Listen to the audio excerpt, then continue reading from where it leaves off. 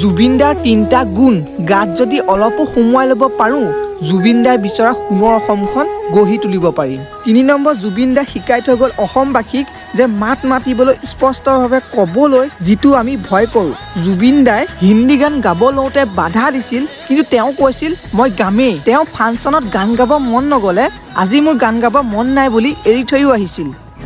আজি মোৰ গান গাবলৈ মন নাই।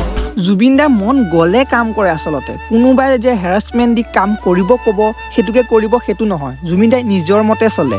কিন্তু আমাৰ ইয়াত যদি কোনোবা এজনক গান গাবলৈ কয় পইচা দিলে বাছ গাই থৈ আহিব, লেঠা খতম। কিন্তু জুবিন দাৰ ক্ষেত্ৰত সেইটো নাছিল। জুবিন দাই যে বহুতো কথা শিকাই থৈ গ'ল। কিবা এটা কাম কৰিব লৈছোঁ যে আমি সেইটো ৰাইট, আমি স্পষ্টভাৱে মাতিবলৈ সাহস থাকিব লাগিব।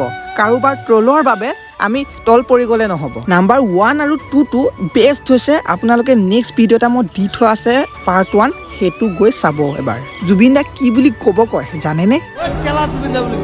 দেখাত ক্ষীণমিন হ'ব পাৰে কিন্তু তেওঁ বাঘেই হয়। দেখাত ক্ষীণমিন হ'ব পাৰে কিন্তু বাঘে হয়।